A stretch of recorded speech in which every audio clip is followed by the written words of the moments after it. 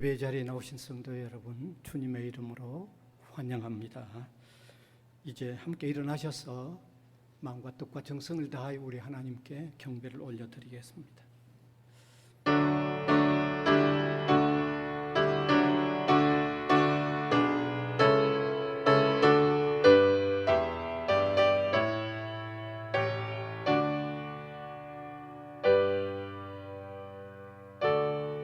어제나 오늘이나 한결같은 사랑으로 품어주시고 인도해 나가시는 은혜를 입은 백성들이 된 것을 감사를 드립니다. 하나님의 은혜는 세상의 무엇과도 비교할 수 없는 무한한 은혜임을 깨달아 신령과 진리로 예배하는 저희들이 되도록 성령님께서 우리를 인도하여 주옵소서. 예수님 이름으로 기원하옵나이다. 아멘.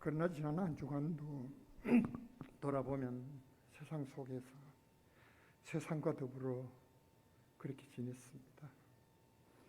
이런저런 모습으로 지치고 또 더럽혀진 이 몸과 마음들입니다. 십자가의 보혈로 정결케 하심으로 영과 진리로 드리는 이 예배가 되게 하시옵소서. 이 시간 물이 바다를 덮은 같이 은혜가 넘치는 시간 되게 하시옵소서. 어느덧 이렇게 10월입니다.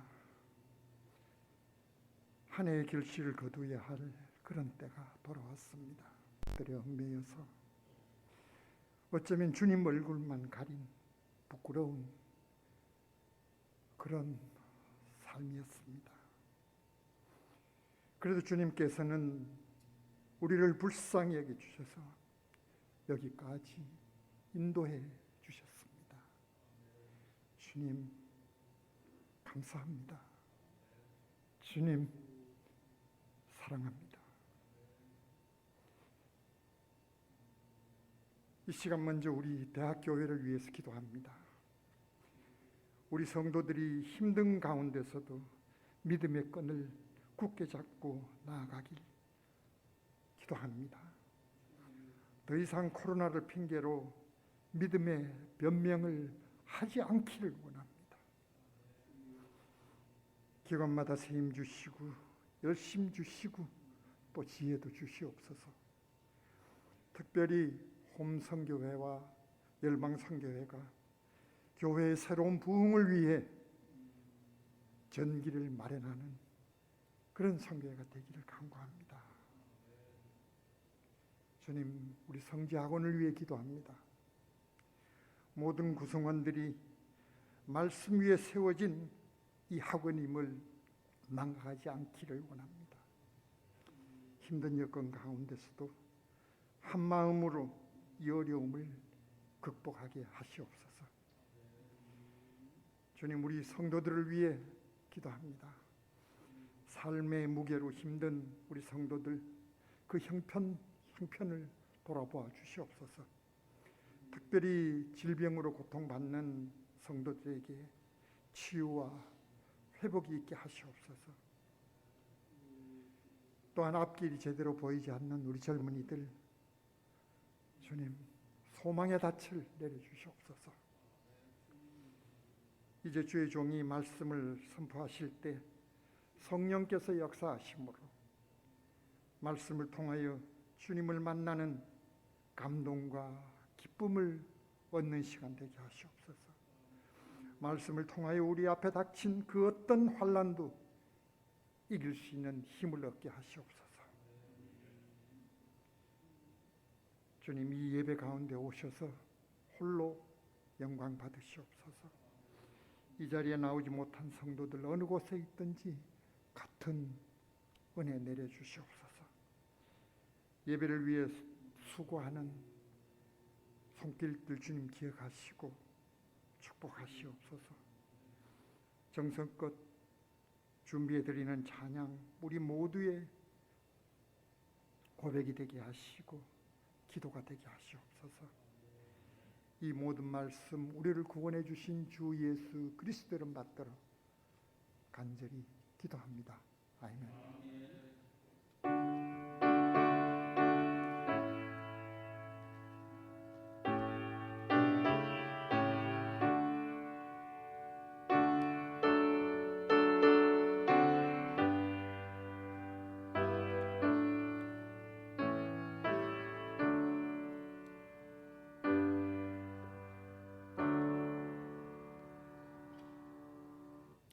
하나님의 말씀은 신약성경 요한복음 16장 31절에서 33절입니다. 제가 한 절, 우리 회중이 한 절, 마지막 세 번째는 함께 읽겠습니다. 예수께서 대답하시되 이제는 너희가 믿느냐?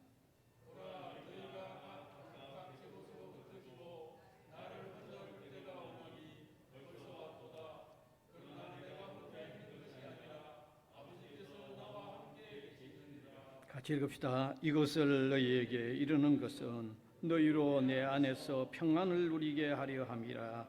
세상에서는 너희가 환난을 당하나 담대하라. 내가 세상을 이기었노라. 아멘.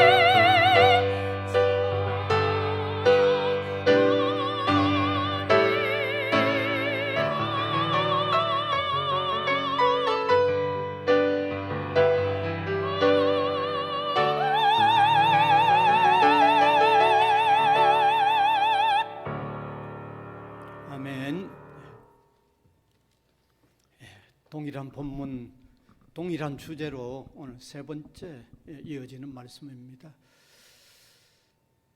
지난 두 번의 말씀을 아마 간단히 한번 또 압축해서 한번 상기해 볼 필요가 있는 줄 압니다.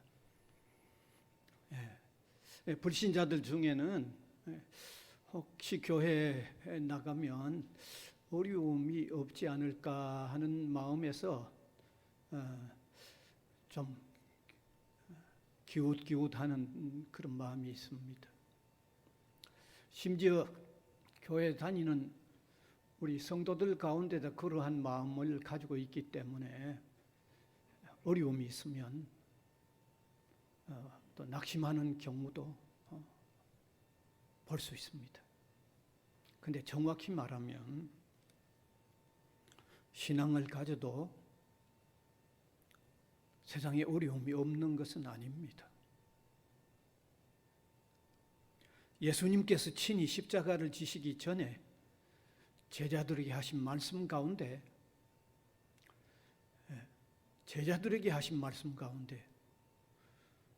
세상에서는 너희가 환난을 당하나라고 말씀하고 있기 때문입니다. 오늘 본문 33절을 보면 더 확인할 수 있습니다. 이것을 너희에게 이르는 것은 너희로 내 안에 평안을 누리게 하려 함이라. 세상에서는 너희가 환난을 당하나 담대하라. 내가 세상을 이기었노라. 여기 세상에서는 너희가 환난을 당한다고 말씀하고 있습니다. 여기 신자들에게 세상에서는 너희가 환난을 당한다라고 할 때 그 환난 두 가지가 있다고 아마 기억을 하실 겁니다. 하나는 죄가 세상에 들어와서 환난이 있도록 되어져 있는 세상에 살기 때문에 환난이 있다는 게 한 가지이고, 다른 한 가지는 죄가 들어와 있는 세상에 예수님을 믿어서 신자가 된 이후에 세상의 악을 따르지 아니하고 바르게 살려고 하다 보니까 그 사이에 충돌이 생겨서 생겨나는 어려움이 있는 거죠. 두 가지가 있는 거죠. 그러면 어떻게 보면 세상에 환난이 있는 세상을 살아서 환난이 있는 것은 불신자도 있고 신자도 있고 같이 있고, 그 다음에 신자에게는 하나 더 추가되는 게 있는데, 그 믿음으로 바로 살려고 하다가 세상 악과 충돌하는 과정에 생겨나는 어려움이 있으면 신자에게는 어떤 면에 어려움이 더 가중되고 있는 거죠. 이렇게 세상 사람에게도 환난이 있고 신자에게도 있는데, 그럼 다른 차이는 없는가? 다른 차이가 있죠. 신자는 세상을 사는 동안에 환난이 있다고 할지라도 오늘 본문에 밝히고 있고 지금 계속해서 제가 메시지를 전하는 내용에서 드러나는 것 같이 하나님이 주시는 마음의 평안이 있다는 거죠. 그럼 두 번째로는 우리 성도에게 하나님께서 기도의 무기를 주셔서 그 환난 가운데 기도함으로 통하여 하나님의 도움을 받아가고 있는 게 또 다른 차이고, 그 다음에 세 번째 환난에 대처하는 자세가 다른 것이고, 환난을 다 넘겨놓고 나면 결과적으로 얻게 되는 결과가 다른 이런 엄청난 차이가 있는 거죠. 이렇게 신자가 세상의 삶은 환난을 만나지만, 제가 첫 번째로 말씀드린 대로 주님 안에서는 마음의 평안은 분명히 있다는 겁니다. 마음의 평안이 분명히 있다는 겁니다. 예수님께서 이 환난에 대한 말씀을 하시는 이유도 환난은 있지만 신자의 마음에 평안은 있다는 것을, 그것을 우리에게 깨우쳐 주기 위하여 환난이 있다는 말씀을 하고 있는 본문을 우리가 볼 수 있기 때문입니다. 여러분, 반드시 주 안에 있으면 만나는 환난의 고뇌보다도 더 깊은 마음의 평안이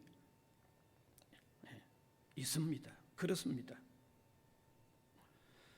고난 중에도 참으로 주 안에서 살았던 신앙인들은 반드시 고난으로 인한 그 고뇌보다도 더 깊은 마음에 하나님이 주시는 평안을 느꼈기 때문에, 누렸기 때문에 신앙을 지키며 살아왔고 또 오랜 세월 동안 기독 신자들의 삶의 특징이 세상은 그에게 고난을 더했을지라도 마음의 평안 때문에 승리하며 살았던 특징이 기독 신자의 삶의 특징으로 부각된다는 겁니다. 그만큼 역사적이고 실제적이라는 거죠. 그런데 주님께서는 신자가 만나는 고난의 고뇌보다도 마음에 더 큰 평안을 어떤 방편으로 주시는가 하면요, 그냥 아무 생각 없이 가만히 앉아 있는데 그냥 평안이 뭐 펑펑 찾아오는 그런 게 아니에요. 고난 중에 있는 성도의 마음속에 하나님께서 깨우쳐 주시는 것이 있어서 그 깨우침이 정말 생생하게 받아들여질 때 그때 마음이 평안하게 넘치는 겁니다. 그러면 마음에 어떤 것을 깨닫게 함으로 통하여 고뇌 가운데도 평안이 지배하도록 해 주시는가? 그게 지난번 제가 3가지로 말씀드렸죠. 첫 번째는 고난 중에 있을 때라도 하나님께서 함께 하신다는 것을 깨우쳐 주심으로 통하여 마음의 평안이 찾아오게 하신다는 겁니다. 예.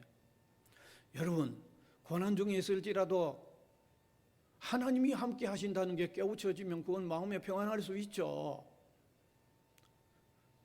여러분, 어린 아이가 캄캄한 밤중에 정말 두려움을 느끼고 어떤 상당히 힘들게 느껴질 때 그의 곁에 아버지만 계셔준다고 해도, 아버지가 뭐 다른 손을 안 써준다고 해도, 아버지만 그 곁에 계신다고만 받아들여져도 그 마음은 외환이 되고 달라져요. 그래서 하나님은 고난의 때에도 함께 하신다는 것을 깨우쳐 주심으로 통하여 고난의 때에도 마음의 평안을 가지게 해주시는 것이 첫 번째 방법이고, 그 다음에 두 번째 방법은 고난의 때에 이 고난도 결과적으로는 너를 유익해 한다고 하는 것을 깨우쳐 주는 마음을 가지게 해주는 거죠. 다시 말씀드리면 고난으로 통하여 나를 다시 한번 깊이 돌아보던 기회를 가지게 해주고, 고난으로 통하여 나를, 내 자신을 의지하려고 했던 자리에서 더욱 주님을 의지하려고 하는 마음가짐을 가지면서 그렇게 되면 결과적으로 나를 유익하게 하신다는 그 마음을 주심으로 통하여 고난 중에도 위로를 받게 하는 거죠. 그 다음에 세 번째 기억하십니까? 세 번째는 고난 중에 기독교의 소망을 깨우쳐 주심으로 통하여 마음의 위안과 평안을 가지게 하시는 거죠. 여러분, 기독교의 소망, 영원한 생명과 영원한 세계에서 영원 복락을 누리는 기독교의 소망은요, 기독 신자가 만나는 어떤 어려운 가운데서도 위로와 소망이 될 수밖에 없는 겁니다. 어느 정도로 될 수밖에 없는가 하면, 순교자들이 마지막 순교하는 그 순간에도 마음의 평안을 가지는 것은 하나님이 주시는 소망 때문이에요. 여러분, 순교하면서 마지막 생명을 잃으면서도 마음의 평안을 가지고 세상을 떠나는 그런 위안을 주는 소망이 기독교 소망이라고 하면, 하나님이 주시는 소망이야말로 우리가 살아가는데 만나는 어려운 가운데 위로가 되고 마음의 평안이 되는 원천이 분명히 된다는 겁니다. 이렇게 하나님은 그 여러 가지 그 외에도 있겠지만, 제가 성경 저곳에서 대표적인 찾아보아도 이런 3가지로 우리 마음을 깨우쳐 주심으로 통하여 마음의 평안을 가지게 하시는 것입니다.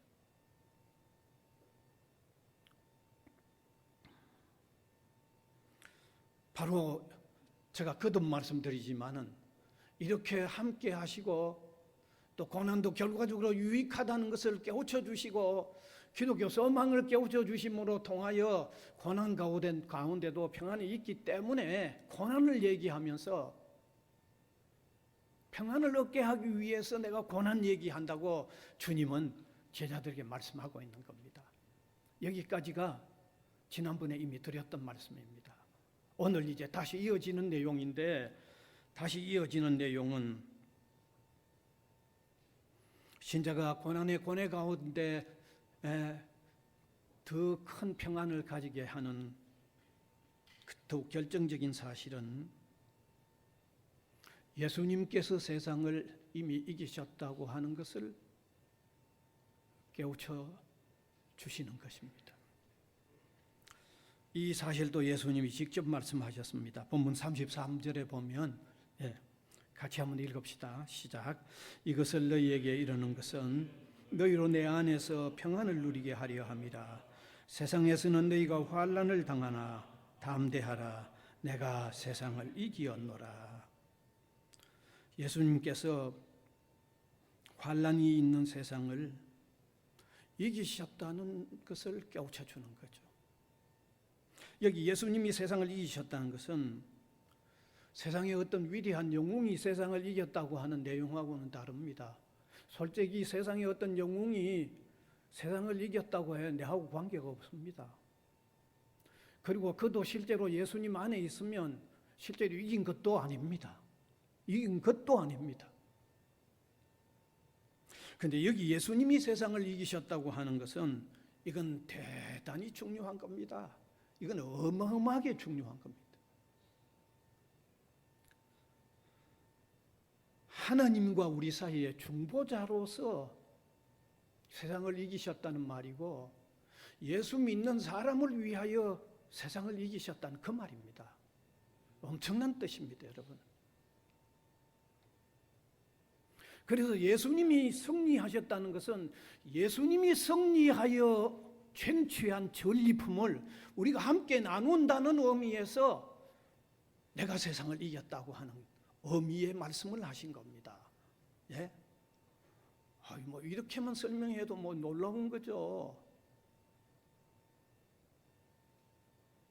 여러분, 성경은 예수님의 승리 선언은 반드시 그를 믿는 신자의 구원을 완성하는 의미에서 말씀하신 것입니다.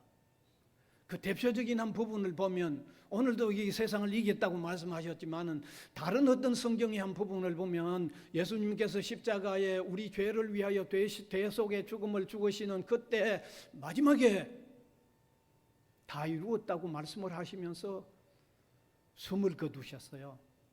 성경 요한복음 19장 30절에 보면 나옵니다. 같이 읽읍시다. 예수께서 신포도주를 받으신 후에 이르시되 다 이루었다 하시고 머리를 숙이니 영혼이 떠나가시니라. 여기 다 이루었다는 말은 이겼다는 말이고 승리했다는 말입니다.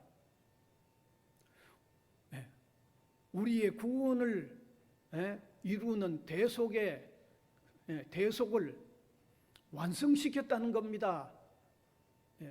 우리의 구원을 완성시키는 성취를 했다는 겁니다. 우리가 이기게 되도록 주님께서 이기셨다는 선언입니다. 여기 이 말씀도 주님이 이기셨다는 선언입니다, 여러분.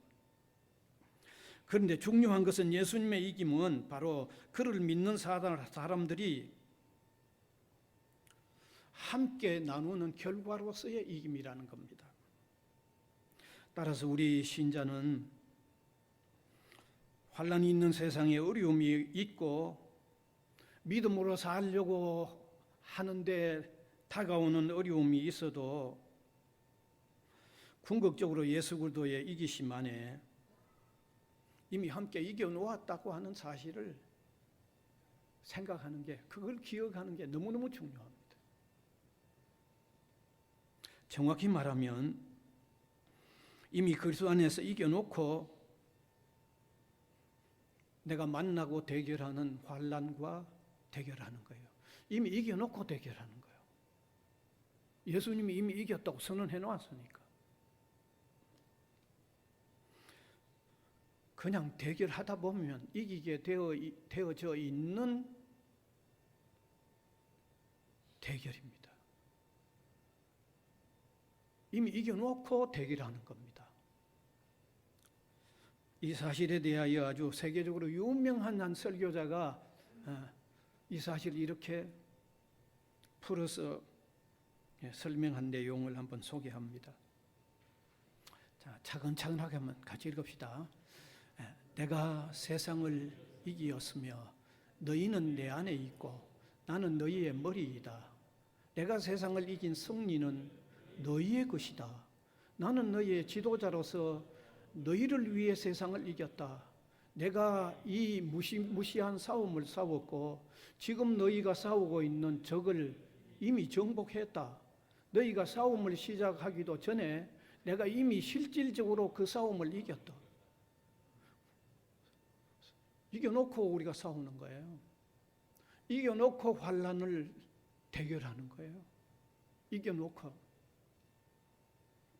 그래서 제가 지난날 승리의 삶이라는 제목의 설교를 했을 때 아주 이런 말씀을 한번 드렸어요. 신자는 이기도록 만들어진 극본을 연기하는 사람이라고 제가 한번 말씀을 드렸어요. 그러면서 저는 이 말씀을 제가 만들면서도 제가 만들어 놓고도 제가 미치도록 좋아한다고 한번 소개를 드린 적이 있습니다. 바로 그대로입니다. 그대로입니다.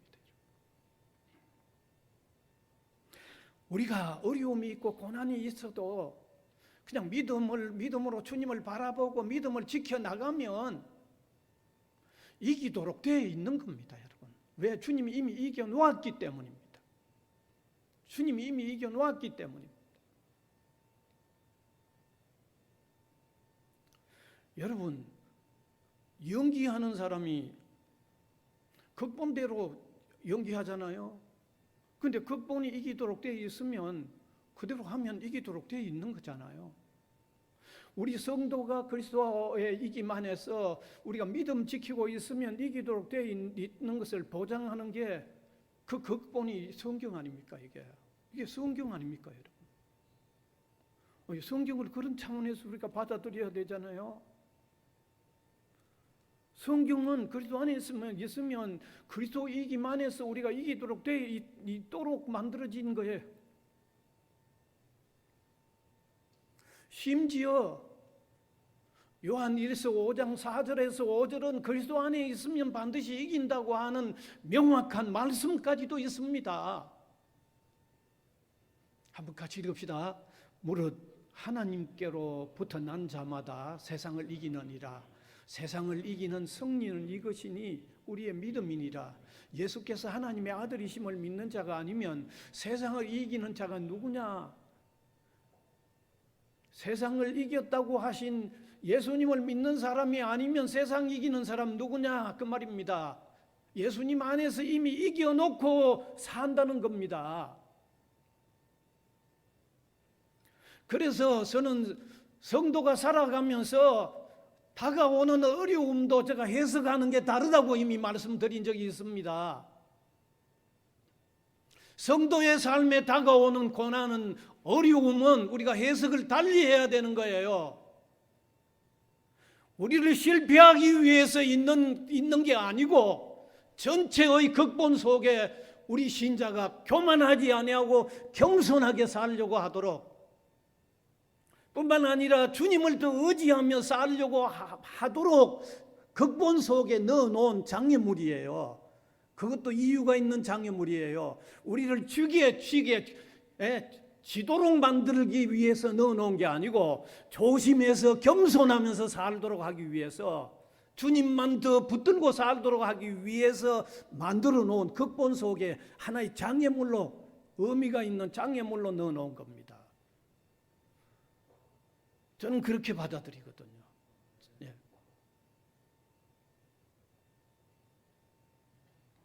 주 안에서 이러한 확고한 이김이 있다면 환난의 때에 고난의 고뇌보다도 마음의 평안이 생겨날 수 있는 거죠. 여러분, 이겨놓고서 하는데, 이겨놓은 환난인데 마음의 여유가 있잖아요. 대결해보면 이기도록 돼 있는 건데, 그런 환난의 대결은 마음에 위로가 생기잖아요. 여러분, 이겨놓고 사는데 그게 막 위로가 안 돼요. 안 믿으니까 그게 위로가 안 되죠. 그게 성경대로 믿으면 그게 위로가 되도록 돼 있잖아요.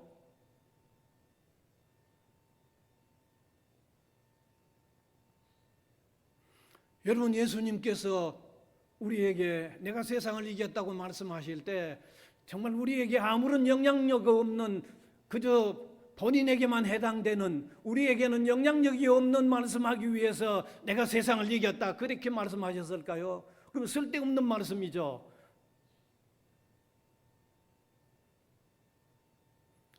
그림의 뜻 같은 정도로 말씀하신 걸까요?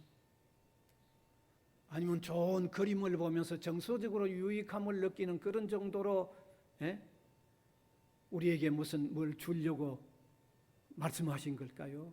아니죠.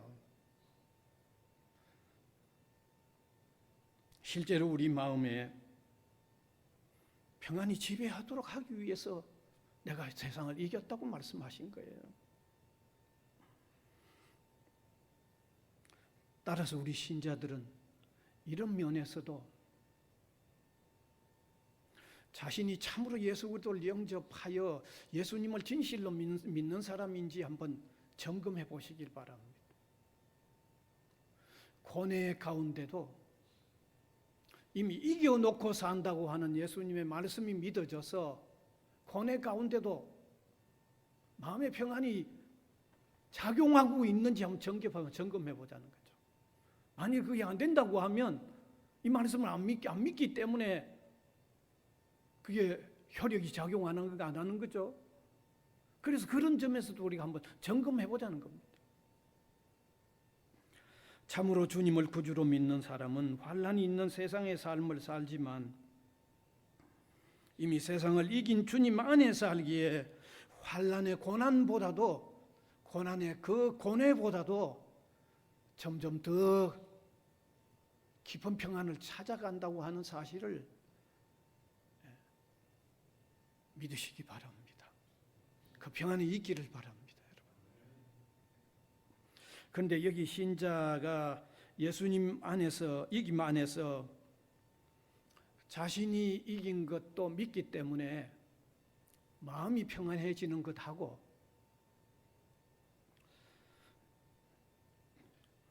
기독신자가 범사에 감사하는 삶은 서로 깊은 연관이 있다는 것을 제가 좀 설명을 하고 싶습니다. 여러분, 환난이 있어도 이겨놓았다고 하는 것 때문에 마음의 평안이 작용하는 것하고 환난이 있어도 범사에 감사하는 그 둘은 아주 밀접한 관계가 있다는 겁니다. 아마 제가 이렇게 주제만 설명해도 왜 그렇게 관계가 있을는지 아마 감이 잡히실 분들이 있으실 겁니다. 여러분, 우리가 수없이 들어왔습니다. 신자는 범사에 감사해야 된다는 말씀을 수없이 들어왔습니다. 그런데 범사에 감사는 언제든지 무슨 일이 있든지 감사하는 겁니다. 언제든지 무슨 일이 있든지 감사하려고 하면 어려운 때도 환난의 때도 고난의 때도 다 감사해야만 범사에 감사가 되는 겁니다. 그런데 어려울 때, 힘들 때, 고난이 있을 때 감사하는 거 쉽지 않습니다. 어쩌다가 한 번은 할 수 있지만 기독신자가 항상 어려울 때, 고난의 때 항상 감사하는 일은 그것은 어떤 조건 하에서만 있는 거지 그냥은 절대로 안 됩니다. 어떤 조건 하에서 있을까요? 그 조건은 어렵고 힘들고 고난이 있어도 그래 이거 다 이겨놓고 있다는 것이 받아들여질 때 되는 거예요. 그러니까 범사에 감사도 주님이 이겨놓으셨다고 하는 그 사실이 받아들여질 때 범사에 감사도 되는 거예요. 그렇지 않으면 성립이 안 되는 거예요. 어떻게 성립이 되겠어요? 어쩌다가 한두 번은 되겠지만 그게 그냥 계속 되겠어요? 안 되죠. 범사에 감사는 계속 해야 되는데 언제든지 감사해야 범사에 감사가 되는데 그런데 주님의 이김 안에 함께 이김을 믿는 신자는 삶의 환난이 있어도 이겨놓은 환난을 맞는 거죠. 그래서 이겨놓은 환난의 때에도 마음의 평안이 작용하는 겁니다. 어렵고 힘든 삶이지만 이미 이겨놓은 것 때문에 마음의 평안이 작용한다는 것은 어렵고 힘든 삶에도 감사하는 범사의 감사가 서로 성립이 되는 거예요. 서로 연관을 맺는 거예요. 같은 방향에서 같이 나가는 일이에요. 이것은 다시 말씀드리면 어려워도 주님의 이김 안에서 이긴 것을 받아들이는 마음은 평안하고, 어려워도 주님의 이김 안에서 이긴 것을 받아들이는 범사의 감사는 같은 방향이에요. 같은 토대 위에서 이루어지는 거예요. 주님 안에서 이겨놓고 사는 것을 믿는 사람은 어려울 때도 마음의 평안을 가질 수 있게 될 뿐만 아니라 삶이 어려울 때도 감사하는 범사에 감사에 같이 작용하는 거예요. 이게 같이 작용하는 거예요. 그래서 신자가 고난의 세상을 살면서도 주 안에서 마음의 평안을 누리고 사는 삶은 주님의 이김을 자신의 이김으로 확고하게 믿는 데서 나오는 것으로서 이 세상이 줄 수 없는 고차원의 평안이에요. 이건 고차원의 평안이에요. 나아가서 어려움이 있어도 감사하는 범사의 감사하는 삶 역시 아주 고차원의 믿음에서, 확고한 믿음에서 나오는 정말 아름다움과 고귀한 신앙생활이라는 것을 우리가 깨달아야 돼요. 그래서 주 안에 사는 삶이 그래서 복된 거죠. 이건 고차원의 평안의 삶이고, 이건 정말 아름답고 고귀한 신앙생활이기 때문에 그래서 신앙생활이 복되다는 겁니다. 이것은 외형에서 나타나지는 않을 수도 있습니다. 네. 비록 세상을 사는 한에는 환란이 있으나 그 환란을 능가하는 행복감을 누리게 하는, 행복감을 가지게 하는 요소가 되는 것입니다. 비록 마음으로 누리는 현상이고 외형으로 드러나지는 않지만, 그래서 믿지 않는 사람들은 신자의 이 고차원적인 평안과 이 고차원적인 신앙의 삶을 이해할 수는 없겠죠. 그러나 진실로 예수를 믿는, 참으로 고백하고 참으로 주님을 믿는 사람은 하나같이 공감하는 현상입니다. 같이 공감하는 겁니다. 같이 누리는 거예요. 같이 고백하는 거예요. 공감이 이루어지는 현상입니다.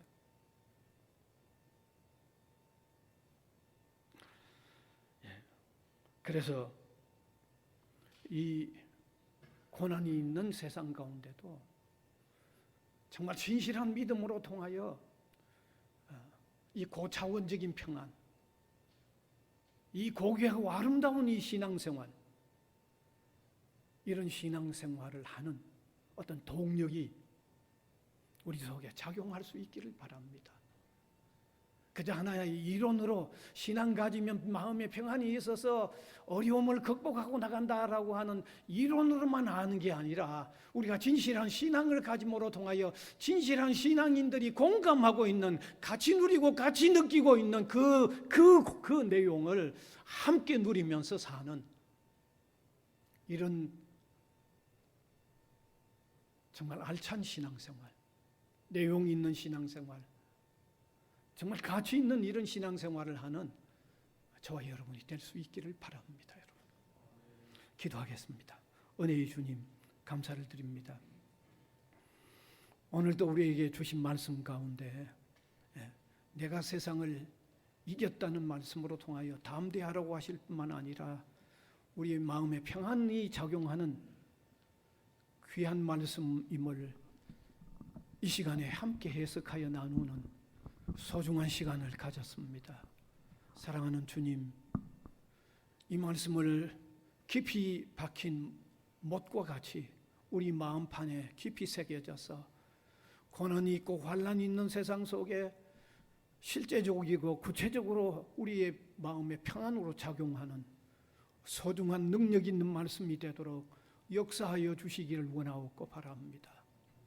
성령께서 우리 마음속에 더욱 깊이 일깨워 작용하는 말씀이 되도록 계속하여 역사하여 주시기를 원하옵고 바랍니다. 사랑하는 주님께서 이 힘겨운 세상을 살아나가는 이때 우리에게 주어지는 적절한 말씀으로 우리가 감사하면서 받아 생활하는, 삶에 적용하는 말씀의 무기가 되도록 인도하여 주옵소서. 예수님 이름으로 기도하옵나이다. 아멘.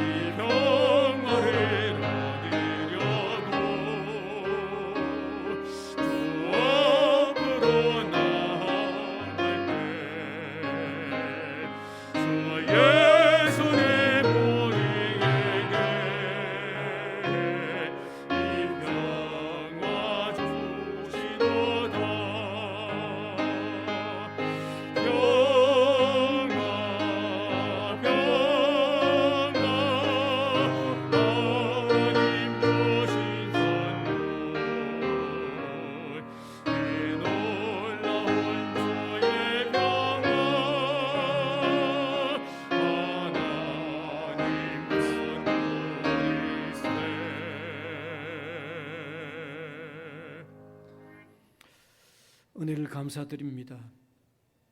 세상 살아도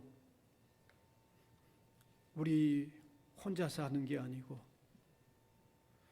주님이 더불어 살아주시는 것 감사합니다. 고난이 있는 고난을 겪지만 이겨놓고 살아가도록 해주셔서 감사드립니다. 이 믿음 가짐으로 구체적으로 실제적으로 이겨나가는 삶도 동시에 일어나도록 은혜를 베풀어 주시기를 원하옵고 바랍니다.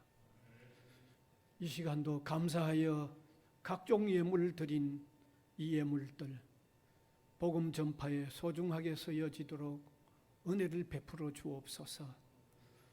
귀한 헌금 드리는 성도의 손길 이 어려운 때를 잘 이겨나가도록 주여 강하게 하여 주시고 담대하게 하여 주시기를 원하옵고 바랍니다. 가정가정마다 강건함 허락하여 주시고 주님의 평안이 지배하는 삶이 열려지도록 은혜를 베풀어 주옵소서. 특별히 우리 학교에 또 새로운 총장님이 세워지고 또 시작하는 이 모든 시작에 은혜를 주님이 피워주시고 이 어려운 때를 잘 극복해 나가도록 인도하여 주시옵소서. 감사를 드리옵고 예수님 이름으로 기도하옵나이다. 아멘.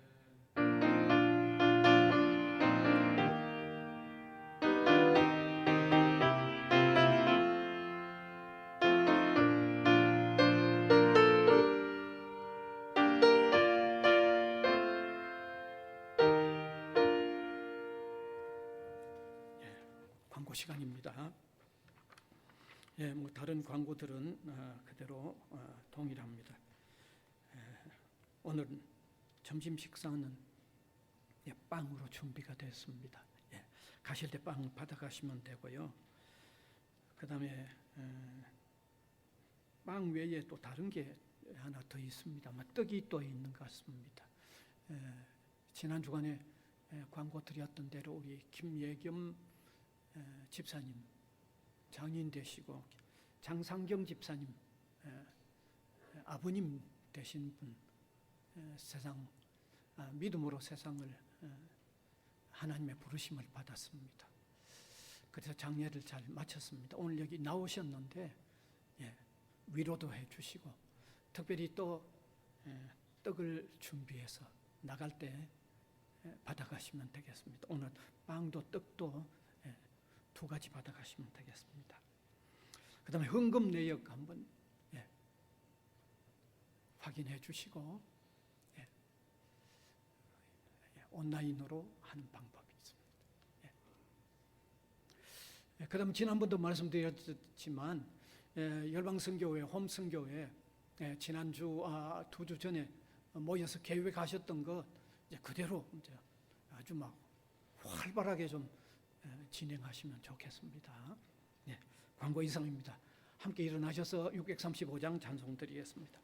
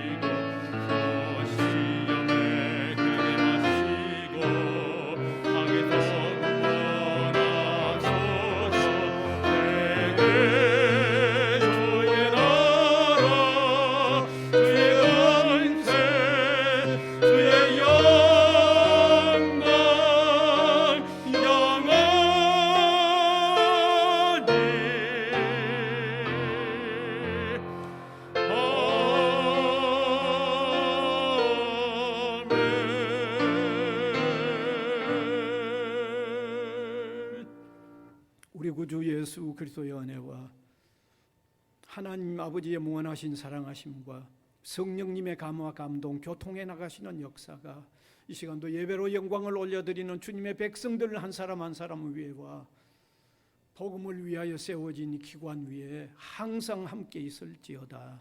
아멘.